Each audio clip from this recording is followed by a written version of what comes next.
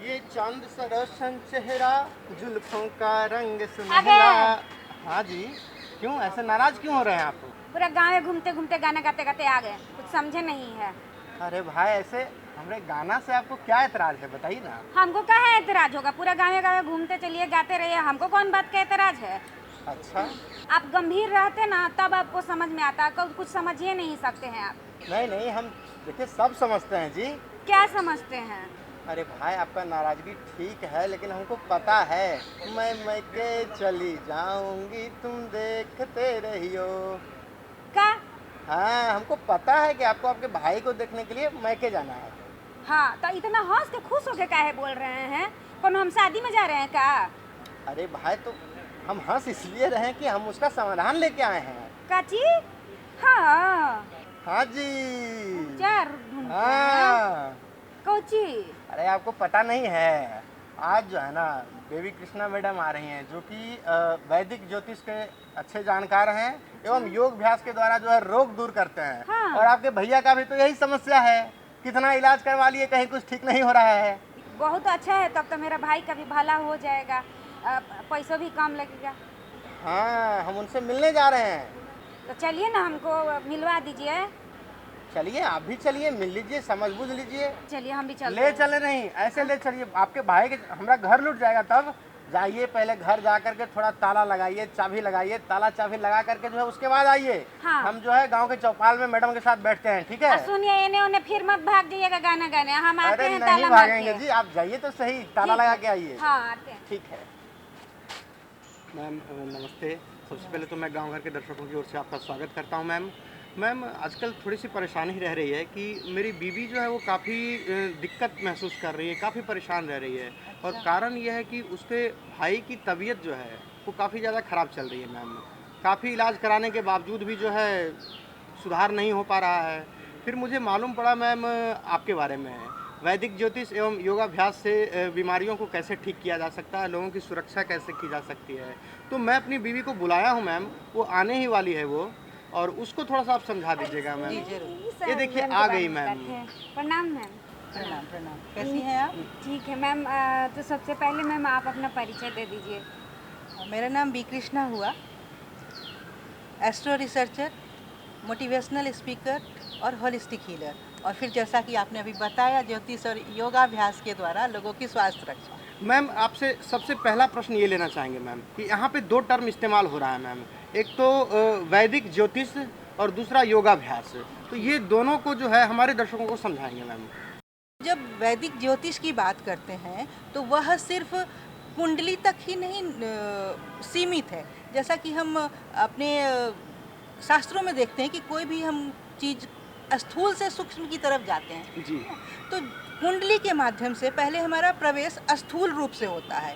जैसे आप स्वयं कैसे हैं, आपके विचार कैसे हैं, आपके बारे में संपूर्ण जानकारी। फिर धीरे धीरे कुंडली बहुत लेयर्ड है यह, तो उसके हर परत खुलते जाते हैं हमारे सामने, और उस परत में फिर बहुत सारी चीज़ें निकल कर आती हैं जिसकी चर्चा नहीं होती है।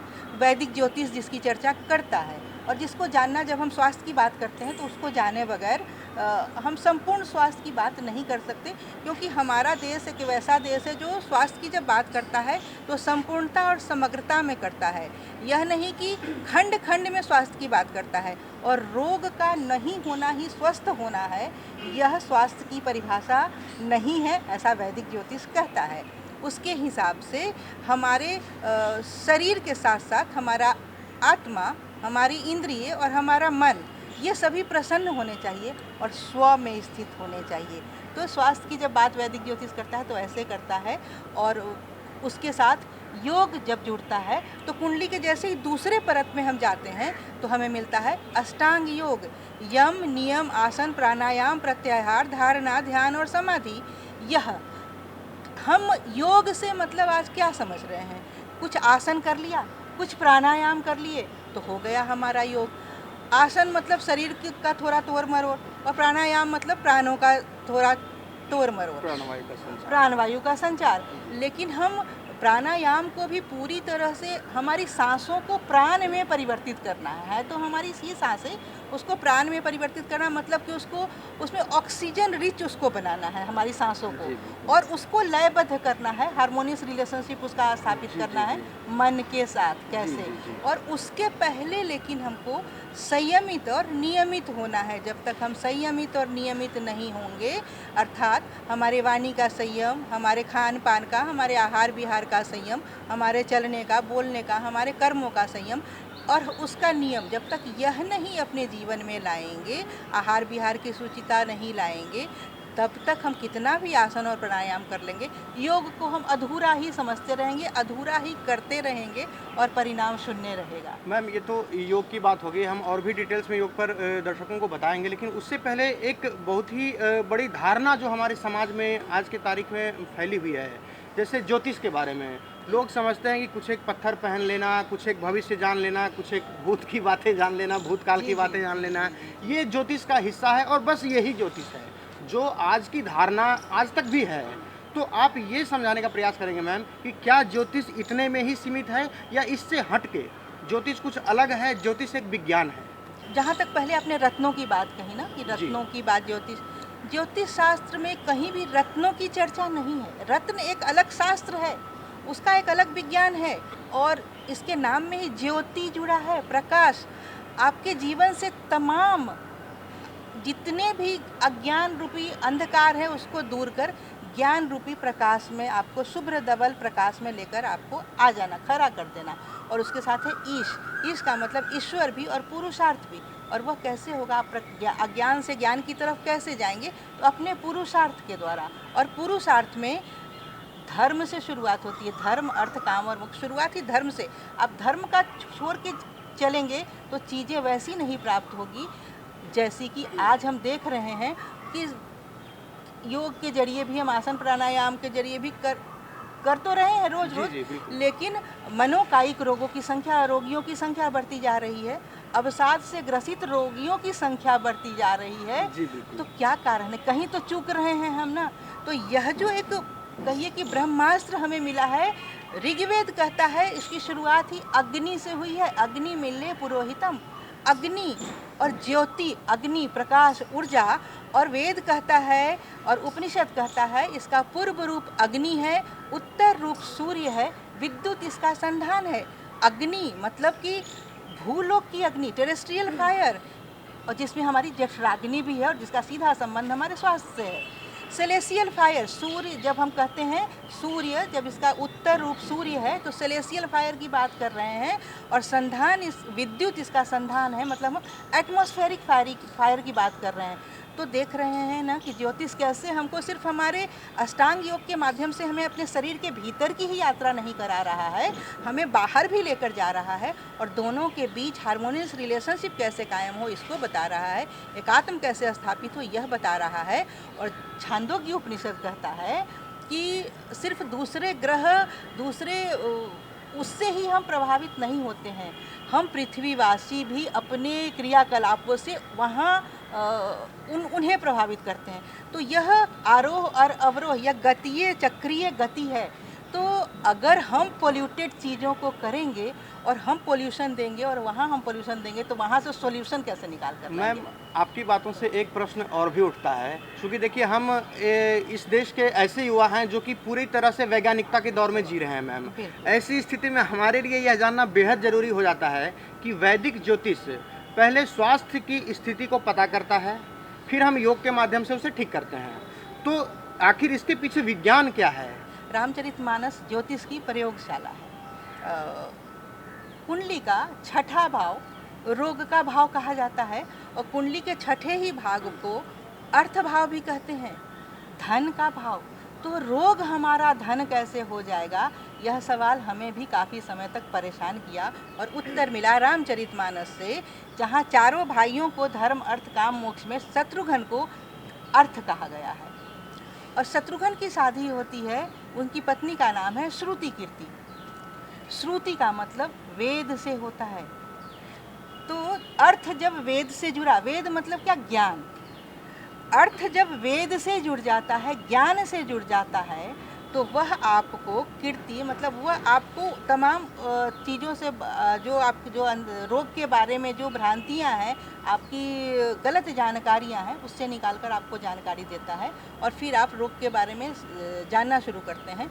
और रोग से स्वास्थ्य की बात जब ज्योतिष करता है तो यह नहीं कि शरीर पर कुछ चीज़ें जब परिलक्षित होती हैं लक्षण तब वह उसकी बात करता है, नहीं। वह सबसे पहले अष्टांग योग की बात करता है, जहाँ जैसे मैंने चर्चा की। उसके भीतर जब वो जाता है तो पंच कोशों की बात करता है, अन्नमय कोश, मनोमय कोश, प्राणमय कोश, आनंदमय कोश, विज्ञानमय कोश की बात करता है। अन्नमय कोश, जैसा खाओगे अन्न वैसा होगा मन। तो अन्न का सीधा संबंध हमारे मन से जुड़ा हुआ है। तो ज्योतिष हमें योग के माध्यम से फिर हमें कोशों से में लेकर जाता है कि आप उसको जानिए। प्राणमय कोश, कैसे आपका प्राण मतलब पंचवायु आपका किस प्रकार से लयबद्ध होगा। ऐसा नहीं कि आप सांस ले रहे हैं, लेकिन सांस को भी कैसे लेना है, कहाँ तक लेना है, यह हम जानते ही नहीं है। हम सांस तो ले रहे हैं, प्राणायाम कर रहे हैं, लेकिन हमारी जो वायु है वह फेफड़े से ही वापस हो जा रही है। हमको शास्त्र कहता है कि हमारी वायु का जो संचार है वह नाभि तक होना चाहिए, शरीर के केंद्र स्थल तक, और नाभि तक लेना है और वहीं से सांसों को उलीचना है। और फिर हमारी उसके बाद जब सांसों का आरोहण और अवरोहण आरंभ हो जाएगा तो हम स्थूल से सूक्ष्म की तरफ जाएंगे। और शरीर में जो 7 नर्व्स पॉइंट है, जब आप विज्ञान की बात करते हैं तो नर्व्स जहां आकर मिलते हैं, जिनको हम इंडोक्राइन ग्लैंड्स के नाम से जानते हैं, ज्योतिष में उसको सप्त चक्र कहा गया है। मूलाधार से लेकर सहस्रार तक जाते हैं। उसमें स्वाधिष्ठान चक्र का एक एग्जाम्पल हम देना चाहेंगे कि जल तत्व राशि, स्वाधिष्ठान राशि, जल तत्व जो उसका है वो जलीय है। और कुंडली में चंद्रमा के माध्यम से हम उस चीज़ को पहचानते हैं। और अगर चंद्रमा अशुभ प्रभावों में है, अशुभ भाव में है, अशुभ ग्रहों के साथ युक्त है, तो आप बहुत आसानी से अपनी कुंडली को देख के आपको किसी भी डॉक्टर के पास जाने की ज़रूरत नहीं होगी। आपका मेडिकल बिल शून्य हो जाएगा। अगर आप कुंडली में चंद्रमा की स्थिति को, जल तत्व राशि को अगर आप पकड़ लीजिए, तो आपको अगर अनिद्रा है, तो आपको अगर बहुमूत्रता की शिकायत है, तो आजकल स्त्रियों में पीसीओडी और पीसीओएस की समस्या बढ़ती जा रही है, उसके बारे में जानकारी मिल जाएगी। और साथ में आपके बहुत सारे मानसिक जो मनोकायिक रोग हैं उसके बारे में आपको समय से बहुत पहले जानकारी मिल जाएगी कि यह जो जीवन में अवस्था हमारे आने वाला है, ये इस तरह की चीज़ों को लेके आ सकता है। मैम, हमारे भाई का तबीयत हमेशा गड़बड़ रहता है, तो कुछ लोग कहते हैं, ये भी बता रहे थे कि योग से रोग भगाएं, तो कौन सा योग सही रहेगा करने से और कौन सा रोग भागेगा, और साथ में कौन सा खान पान होना चाहिए कि योग के साथ साथ वो खान पान खाने से मतलब रोग ना आए, उसके बचाव का बताइए बहन कि कैसे करें। बहुत अच्छा, इन्होंने जो सवाल पूछा, जो ज्योतिष होलिस्टिक अप्रोच की बात करता है उसको आप पूर्ण कर रही हैं। जब वो खान पान, आहार विहार उसमें आ गया, और कुछ जो कौन सी मुद्राएं और कौन सा योग आप पूछें क्या करना है। तो जैसा कि आजकल हाई ब्लड प्रेशर, मधुमेह और थायराइड, इससे लगभग बहुत सारे लोग पीड़ित मिलते हैं। तो उसके लिए छोटे छोटी चीज़ों को हम अपने जीवनचर्या में शामिल करके इससे बचाव कर सकते हैं, जिसमें हमारा आसन और प्राणायाम और हमारे आहार विहार, जैसा कि आप जानना चाह रही हैं। तो आसन, सबसे पहले कि आसन हमारा कैसा होना चाहिए। क्या हम ऐसे ही ज़मीन पे बैठ जाएंगे आलती पालती मार के, तो वो हमारे आसन करने की शुरुआत हो जाएगी क्या? नहीं, वैसा नहीं है। हमें शास्त्र के अनुसार कुश के आसन पर कंबल, उलन कंबल उसमें डालना है और उसके ऊपर सिल्क का एक चादर डालना है, फिर उसके ऊपर बैठना है। उसका पूरा विधान है कि कैसे वो अर्थ, एयर और फायर का से कैसे प्रोटेक्ट करता है चीज़ों को आगे। जब आपकी, क्योंकि यहाँ प्राणायाम और सांसों के द्वारा हमारे जो आरोहण है वो हमें मतलब वो अर्थ में नहीं चला जाए, वो उसकी जो गति है, चक्रीय गति, वो आरोही गति हो। और उसमें बैठ के सांसों के थोड़े से, जैसे 4-4 ऐसा आप छोटे से चीज़ों को अपने दिनचर्या में शामिल कर ले। ये 4-4 क्या है? यह है कि आप बोलते हुए नहीं, मन ही मन में 1-2-3-4 करते हुए सांसों को नाभि तक भरें, बैठ जाएं, सुखासन में बैठ जाएं आसन पर, और सांसों को अपने भाई को बोलिए, वो करेंगे कि सुखासन में बैठ के और 1-2-3-4 करते हुए सांसों को नाभि तक लेकर जाएंगे, और फिर 1-2 मन में ही बोलते हुए उसको वहाँ रोक लेंगे, और फिर 1-2-3-4 करते हुए उसको फिर बाहर की ओर छोड़ेंगे। तो कुछ समय तक यह करें, और उसके बाद जैसे हम लोग किसी को मिलते हैं तो प्रणाम बोलते हैं, जी बिल्कुल। वह मुद्रा अपने भाई से रोज करवाइए कि प्रणाम करना है। उसके पीछे का कारण क्या है वो बताते हैं हम, और कैसे करना है प्रणाम। प्रणाम में ये आपके ये सारे पॉइंट्स जो है ना, और ये सभी मिले हुए होने चाहिए। ये आपके प्रेशर पॉइंट्स हैं। वैदिक ज्योतिष जब बात करता है ना, तो 27 नक्षत्रों की बात करता है, और 27 नक्षत्रों के 4 चरण तो 108 चरण की बात करता है। और 108 को जब हम 1 से लेके 108 तक गिनेंगे ऐसे, तो उसके बीच में 107 कनेक्टिंग पॉइंट होते हैं, और हमारे शरीर में 107 मर्म स्थान हैं। तो उन मर्म स्थानों की जानकारी वैदिक ज्योतिष हमें देता है, और उसके द्वारा हम स्वस्थ कैसे हों यह बताता है। तो ये सारे पॉइंट हमारे कनेक्ट हो जाएंगे। इसको हमारे वक्षस्थल तक, ये अनहद चक्र है, यहाँ लगाना है, और सिर को झुकाना है। हमारे नाक का जो ये अग्रभाग है, इसको ये जो टिप है, ये हमारे साथ पंच तत्वों को बताता है, ये जिसमें ये आकाश तत्व है। आकाश तत्व के साथ आपका ये कनेक्शन होना है, और उससे क्या होगा? उससे होगा कि हमारे शरीर का जो सिंपैथेटिक नर्वस सिस्टम है, वह सुचारू रूप से क्रियाशील होकर गतिशील हो जाएगा। और जैसे ही सिंपैथेटिक नर्वस सिस्टम काम करना शुरू होगा, हमारे शरीर के जितने भी जो ऑर्गन्स है, जिसको हम कहते हैं हार्ट है, लीवर है, किडनी है, यह गतिशील हो जाएंगे सुचारू रूप से।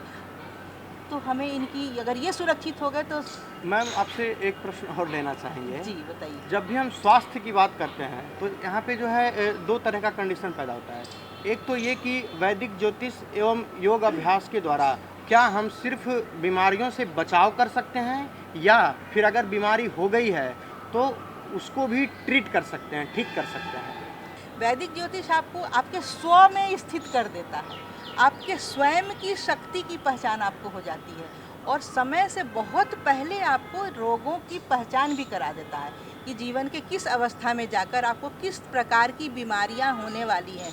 तो अगर आपको यह पता हो जाए कि जीवन के इस समय में जाकर हमारे इस तरह की बीमारियां हो सकती हैं, तो आप तो बहुत, आप उन चीज़ों को टाल तो नहीं सकते, पहले कि से बचाव conscious, सुरक्षा बिल्कुल, कवच तो तैयार कर सकते हैं ना। और यह भी जानकारी देता है वैदिक ज्योतिष कि यह जो बीमारी है, यह कुछ समय के लिए होने वाला है, कुछ समय के बाद ठीक होकर रिलैप्स हो जाएगा क्या, या फिर अभी होकर लंबा चलेगा क्या। तो यह तो बहुत ही अच्छी जानकारी ना। ये तो दुनिया में हमको लगता है कि किसी भी डॉक्टर के पास जाने से यह जानकारी तो आपको नहीं मिलेगी ना, कि कब होगा रोग, कितना होगा रोग, कैसा होगा रोग, उसका प्रकृति क्या होगा, उसकी प्रवृत्ति क्या होगी। और वैदिक ज्योतिष सिर्फ रोग की बात नहीं करता है, आपके प्रकृति और प्रवृत्ति की बात के साथ वात, पित्त और कफ की बात करता है, और उसके अनुसार आपका खान पान निर्धारित करता है। जैसे एक उदाहरण से समझे हम लोग, कि हम लोग गुड़ तो सभी खाते हैं ना, लेकिन गुड़ का उपयोग कैसे करना है, इसको हम लोग अनजाने में न जानते हुए सब लोग ऐसे खाते हैं। गुड़ का, जिसको अगर कफ प्रवृत्ति है आपकी, तो अदरक के साथ गुड़ का सेवन करना है। अगर आपका वात प्रकृति है तो आपको सौंठ के साथ गुड़ का प्रयोग करना है, और अगर पित्त प्रकृति के आप हैं तो आपको हरड़ के साथ गुड़ का प्रयोग करना है।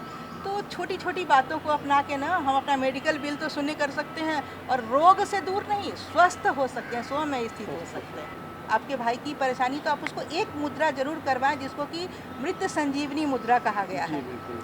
इस तरीके से रखें। ये आपके मृत संजीवनी मुद्रा है। ये ऐसे। जी मैम, तो ये तो हम अपने भाई को जितनी सारी आप बातें बताई सब बता देंगे। और आप बहुत अच्छी अच्छी बातें बताई कि मतलब कि प्राणायाम करने से, योग करने से भी रोग से दूर रह सकते हैं, और अच्छा भोजन करें, बाहरी चीज़ को तो नहीं ही करें, बाहरी चीज़ को तो नहीं करना। जो सीजनल है और जो लोकल है उसको जी, हाँ बिल्कुल। कहें, और बाहरी चीज़ को बिल्कुल ना ना कहें। कहें, और पैकेज्ड चीज़ को तो बिल्कुल ही ना ना कहें। कहें। मैम आप आई और इतनी अच्छी अच्छी जानकारियाँ दी, अपना समय निकाल कर, इतना कीमती समय निकाल कर, इसके लिए मैम आपका बहुत बहुत धन्यवाद। तो दर्शकों, आपने देखा, जाना, समझा, और हमें आशा है कि आप मैम की बताई गई बातों को आप पूरा लाभ ले पाएंगे। तो अब इसी के साथ अभी आपके मन में अगर कोई सवाल रह गया हो या फिर कुछ सुझाव देना चाहते हो तो हमारे पता नोट कर लें। हमारा पता है कार्यक्रम गांव घर, निदेशक दूरदर्शन केंद्र, फ्रेजर रोड, पटना 8,01,000, और हमारा ईमेल आईडी है directorddkpatna@gmail.com। दोस्तों, अब वक्त हो चला है, हमें और हमारी पूरी टीम को दीजिए इजाज़त। आप बने रहिए दूरदर्शन बिहार के साथ और आनंद लीजिए इस प्यारे से लोकगीत का।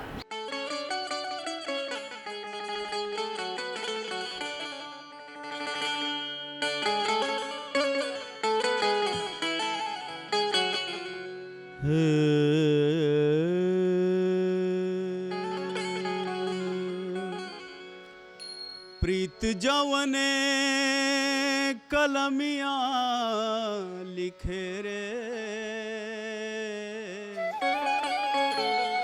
प्रीत जवने कलमिया लिखे रे, लोर अनघा दर्दियो लिखेला। प्रीत जवने कलमिया लिखे रे, प्रीत जवने कलमिया लिखे रे, लोर अनघा दर्दियो लिखेला, लोर अनघा दर्दियो लिखेला। प्रीत जवने कलमिया लिखे रे, लोर अनघा दर्दियो लिखेला। प्रीत जवने कलमिया लिखे रे, लोर अनघा दर्दियो लिखेला। जे लिखे भाग में पूर्णमासी, जे लिखे भाग में पूर्णमासी, ऊ अमावस अनहरियो लिखेला, ऊ अमावस अनहरियो लिखेला। प्रीत जवने कलमिया लिखे रे, प्रीत जवने कलमिया लिखे रे, उतयन घा दर्दियो लिखेला, लोर अनघा दर्दियो लिखेला।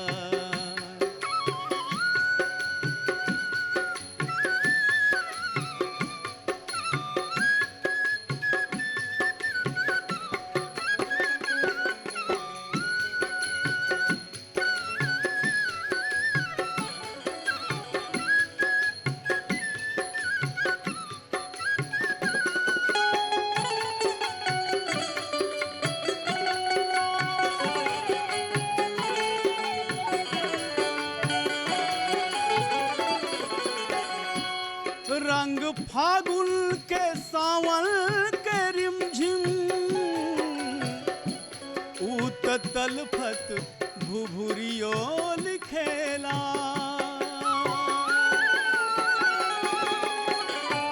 रंग फागुन के सावन के रिमझिम, ऊत तलफत भुभुरियो लिखेला। मीठ सपना कबो गुदगुदी रे, मीठ सपना कबो गुदगुदी रे, ऊत भीजल पुतरियो लिखेला।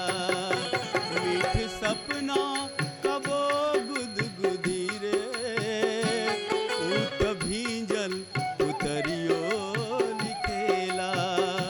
प्रीत जवने कलमिया लिखे रे, प्रीत कौने कलमिया लिखे रे ऊ अमावस अनहरियो लिखेला लोर अनघा दरदियो लिखेला।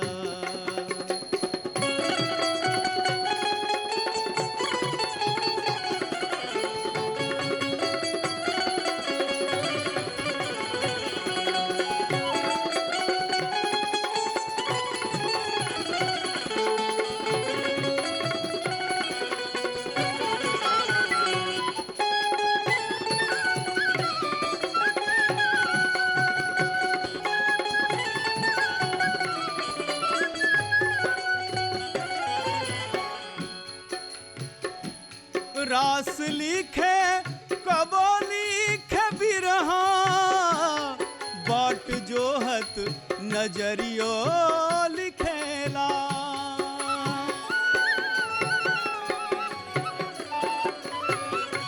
रास लिखे कबो लिखे बिरहा बाट जोहत नजरियो लिखेला।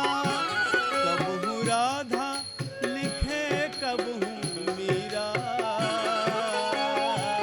कबहू राधा लिखे कबहू मीरा प्रीत में वो जहरियो लिखेला।